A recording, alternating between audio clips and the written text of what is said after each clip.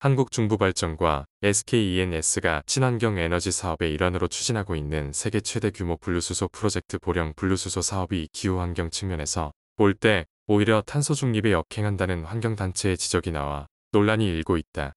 보령 분류수소 프로젝트는 연간 25만 톤의 분류수소 생산을 목표로 하고 있는 총 사업비 5조 원 이상의 대형 프로젝트로 분류수소의 생산과 활용 측면에서 자세하게 들여다보면 탄소 중립 목표에 기여하기는커녕 오히려 온실가스 배출을 증가시킬 우려가 크다는 환경단체의 보고서가 발간돼 주목을 받고 있다. 비영리 단체 기후솔루션은 지난 5월 23일 보고서 보령 분류수소 프로젝트의 세 가지 숨은 그림자를 통해 보령 분류수소 프로젝트의 숨겨진 문제점과 그로 인한 환경 영향을 상세히 분석했다. 보고서는 분류수소에 관련한 문제점으로 먼저 이달 말에 시행될 예정인 청정수소 인증제를 지적했다. 청정수소 인증제는 온실가스 배출량에 따른 4개 등급으로 구분됐는데 이 중 4등급이 정부가 보령 분류수소 사업을 지원할 수 있도록 염두에 두고 설계됐다고 보고서는 비판했다. 또 정부는 산업부 고시를 통해 액화가스를 운송하는 선박에서 발생하는 온실가스 배출량을 집계해서 제외한다는 예외 조항을 넣었는데 이는 보령 분류수소 사업이 특혜라는 비판이 나오고 있다며 이렇다 보니 인증제의 근거가 기후환경 측면에서 실제 청정한 기준에 따르고 있는지 객관성이 빈약할 수밖에 없다고 지적했다. 보고서는 두 번째 문제로 보령 분류수소 사업 전반에서 발생하는 온실가스를 꼽았다. 보령에서 생산될 분류수소는 호주 바로사 가스전에서 채굴된 LNG를 보령으로 해상 운송해온 뒤 이를 개질해 수소를 생산하게 되는데 문제는 가스를 탐사, 생산을 하는 상류 부문과 수송 과정서 발생하는 메탄 누출로 인한 사업의 기후 영향이 과소평가됐다는 것이다. 메탄의 지구온난화 지수는 20년을 대기 중에 머무른 기준으로 이산화탄소의 83배에 육박한다.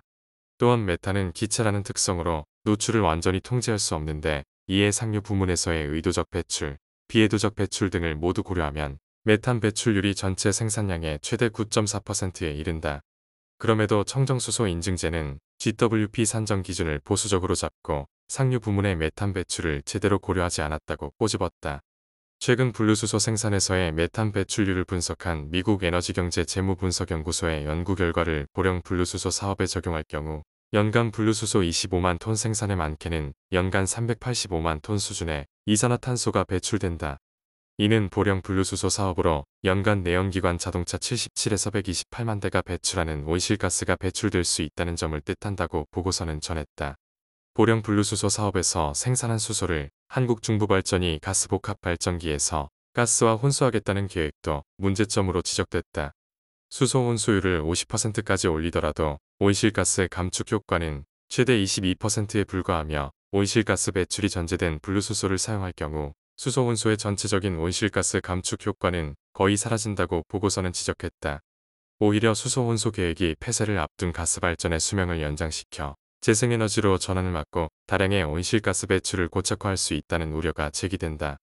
보고서 저자인 기후솔루션 정석환 연구원은 산업부의 실증 특례까지 적용돼 추진돼 청정으로 포장된 보령 분류수소 사업이 기후환경에 악영향을 끼친다는 게 널리 알려진다면 국제사회로부터 큰 비판의 여지도 있다며 화석연료 기반 수소의 사용과 화석연료 발전의 수명 연장을 담보하는 청정수소 발전 입찰 시장의 타당성을 재검토해야 한다고 말했다.